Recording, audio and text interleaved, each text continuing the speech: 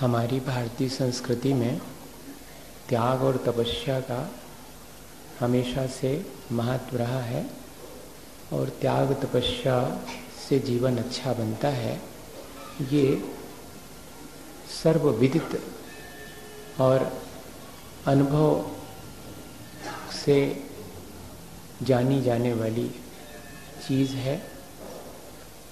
तपस्या तो ऐसी है जैसे वृक्ष में फल लगते हैं और फिर वो धीरे धीरे वृक्ष में से रस लेकर पक जाते हैं।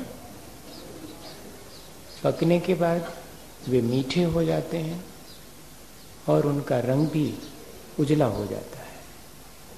तपस्या करने वाले के अंदर भी ऐसे ही उसके वैराग में परिपक्वता आती है, उसके जीवन में मिठास आती है और इतना ही नहीं, उसके परिणाम भी बहुत उज्जवल और निर्मल हो जाते हैं। ऐसी तपस्या करने वाले के जीवन में फिर अपने आप ही ये भाव उत्पन्न होता है कि मैं सांसारिक वैभव का जितना उपयोग करता हूँ, उसमें मेरी जितनी आसक्ति है वो मेरे जीवन के लिए लाभकारी नहीं है। मुझे उसका त्याग कर देना चाहिए। असल में जितना जितना वैराग और जितने जितने परिणाम निर्मल होते हैं, उतना ही जीवन में त्याग घटित होता है। आचार्यों ने लिखा है कि विनय न हो तो भक्ति व्यर्थ है, भीतर में किसी के प्रति स्नेह न हो फिर भी उसके लिए रोना कहते व्यर्थ है। ऐसे ही भीतर में वैराग न हो और फिर बाहर से त्याग किया जावे तो व्यर्थ है, ऐसा लिखा उसमें। तो इससे अपन आज के दिन ये बात सीखें कि हमारे मन में जितनी निर्मलता आएगी उतना वैराग बढ़ेगा और जितना वैराग बढ़ेगा उतना त्याग हमारे जीवन में आपो आप घटित होगा। त्याग और दान ये दोनों ही एक ही सिक्के के दो पहलू हैं। त्याग में तो हम परोक्ष में अपना और दूसरे का उपकार करते हैं, दान में हम प्रत्यक्ष ही दूसरे का उपकार करते हैं। त्याग करने वाला अपने परिणामों को निर्मल बनाता है और दूसरे के जीवन में उसके त्याग से प्रेरणा मिलती है। इस तरह ये दोनों का उपकार होता है। और दान में व्यक्ति अपनी आसक्ति घटा करके अपना कल्याण करता है और दूसरे व्यक्ति के उपयोग के लिए अपनी वस्तु दे करके उसका भी उपकार करता है। लेकिन ये त्याग और दान दोनों किस तरह होना चाहिए जिससे कि हमारे अंदर उज्ज्वलता या निर्मलता आवे। त्यक्तेन भुंजीता ऐसा वचन आता है और दूसरा वचन आता है कि त्यागात शांति है। इन दोनों पर विचार करें कि हमारे जीवन में त्याग और भोग दोनों एक साथ चलते हैं, या ये कहें कि त्याग और ग्रहण दोनों एक साथ चलते हैं। त्याग और ग्रहण के बीच जो संतुलन है वो यदि बन जावे तो फिर दूसरी पंक्ति घटित होती है कि त्यागात शांति। अगर त्याग और ग्रहण के बीच में संतुलन नहीं होता तो उस त्याग के द्वारा या उस ग्रहण के द्वारा शांति नहीं मिलती। कसौटी क्या हो गई त्याग की और ग्रहण की?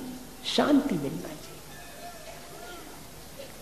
जो भी ग्रहण करें वो सिर्फ हमें थोड़ी देर का सुख न दे, बल्कि हमारे शाश्वत शांति में कारण बने, ऐसा कुछ ग्रहण करें। और त्याग भी ऐसा करें जिससे कि शाश्वत शांति प्राप्त हो। देखिएगा तो आसानी हो गई अपने को। ग्रहण तो करना है, सुबह से शाम तक कई वस्तुओं का ग्रहण करते हैं, पर ये विवेक रहेगा कि ऐसा ग्रहण करूं जिससे मेरे परिणामों में भी शांति आवे और दूसरे के भी परिणाम न बिगड़े, उसको भी संक्लेश ना हो। विनोबा से पूछा जाता था कि त्याग और ग्रहण या त्याग और भोग का कोई फार्मूला बताओ। तो वो कहते थे कि विज्ञान ने फार्मूला बनाया कि H2O पानी, ऐसे ही फार्मूला अपन बना लो कि भोग 2 त्याग 1, ये फार्मूला बन गया। 2 चीजें ग्रहण करूंगा तो 1 तो त्याग करूंगा ही। अपन अपने ऊपर विपत्ति आने पर त्याग करते हैं। जैसे जिस रास्ते से चले जा रहे उस रास्ते पर सांप आता दिखाई पड़ जावे तो रास्ता बदल लेते। जिस रास्ते से चले जाते हैं उस पर गड्ढे बहुत हैं, कांटे बहुत हैं, तो रास्ता बदल लेते। हमने उस रास्ते का त्याग क्यों किया? अपना अहित जान करके। और दूसरे रास्ते को क्यों अंगीकार किया? अपना भला जान करके।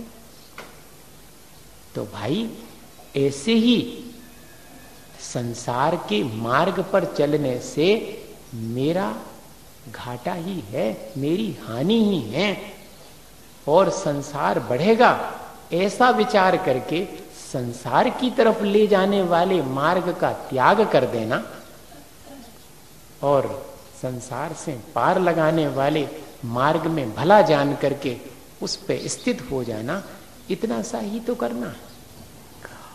और बाकी जो हम ग्रहण कर रहे हैं उस ग्रहण के लिए भी थोड़ा सा विचार कर लें। ज्यादा कठिन नहीं है। देखो त्याग करना कठिन है क्या? जब हमें कोई चीज हमारे लिए अहितकारी लगने लगती तो उसका त्याग कर देते, जो भली जान पड़ती उसका ग्रहण कर लेते हैं। ये बहुत आसान सा है ग्रहण और त्याग के बीच का संतुलन। अब ग्रहण के लिए और जरा सा देख लें और फिर दान के बारे में थोड़ा समझ लें, ताकि अपन को और बात स्पष्ट हो जाए कि ऐसा कुछ कठिन नहीं है कि हम नहीं कर सकते हैं, हम कर सकते हैं और उसको करके हम शांति भी पा सकते हैं। अभी तक अपन जो त्याग और दान करते हैं उससे जितनी शांति मिलना चाहिए उतनी नहीं मिल पाती। तो अपन सुधार कर लें कि हाँ, मुझे अब उद्देश्य एक ही रखना है कि मेरे त्याग और दान से मुझे शांति, और वो भी ऐसी छोटी मोटी सांसारिक शांति नहीं। मुझे तो शांति चाहिए शाश्वत, मुझे तो सुख चाहिए वह अनंत सुख जिसके बाद कुछ भी फिर प्राप्त करने के योग नहीं रह जाता। घर गृहस्थी का एक उदाहरण देता हूं कि अपन जो घर में कोई भी चीज ग्रहण करते हैं तो उसमें थोड़ा विवेक रख लेवें तो बहुत आसानी से अपना ग्रहण भी त्याग की तरफ ले जाने वाला हो जाएगा। हम एक उदाहरण सुनाते हमेशा, वो हमें याद रहेगा पता नहीं कैसे। और भी बहुत घटनाएं होती जीवन में, लेकिन कभी कभी कोई घटना याद रह जाती। तो घर में, और जब ये बटरा आता ना, मटर फली बटरा, तो शुरू में जब आता है बटरा तो महंगा आता है? अब उनने कही कि 10 रुपया किलो है। अब तो क्या पता का भाव है, अब भाव तो हमें पता नहीं है। तो अब 10 रुपया किलो है तो भैया बहुत महंगा है।